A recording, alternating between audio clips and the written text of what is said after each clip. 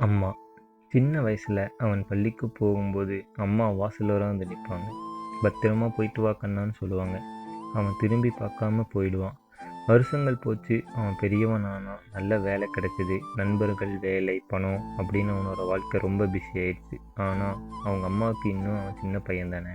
ஒரு நாள் அம்மா ஃபோன் பண்ணாங்க. கண்ணா, வீட்டுக்கு எப்போ வர்ற? அம்மா, இப்போ வேலை அதிகமாக இருக்குது, அடுத்த வாரம் வர்றேன்னு சொன்னான். சரி கண்ணான்னு கட் பண்ணிட்டாங்க. அடுத்த வாரம் அதே கதை தான்.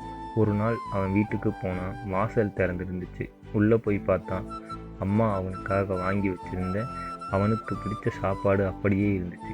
பக்கத்தில் ஒரு சின்ன காகிதம். அதில் எழுதி இருந்தது, கண்ணா, நீ வரும்போது சொல்லு, உனக்கு பிடிச்ச சாப்பாடு பண்ணி வைக்கணும். அந்த காகிதத்தை கையில் பிடிச்சிட்டு அமைதியாக நின்னான். அவனுக்கு அப்போ தான் புரிஞ்சது, அம்மா அவனிடம் பணம் கேட்கல, பொருள் கேட்கல. அவள் கேட்டது அவனுடைய நேரம் மட்டும்தான். சின்ன வயசில் நம்ம ஒவ்வொரு தேவைக்கும் அம்மா ஓடி வந்தாங்க. இப்போது அம்மாவுக்கு தேவைப்படும் போது நாம் மட்டும் ஓடிக்கிட்டே இருக்கோம். இன்று அம்மா அருகில் இருந்தால் அவள் பக்கத்தில் உட்காருங்கள். அவள் கையை பிடிங்க. அம்மா, நான் இருக்கேன்னு சொல்லுங்கள். ஏனென்றால் அம்மாவுக்கு நாம் கொடுக்கக்கூடிய மிகப்பெரிய பரிசு பணம் அல்ல, நம்ம நேரம் மட்டுமே.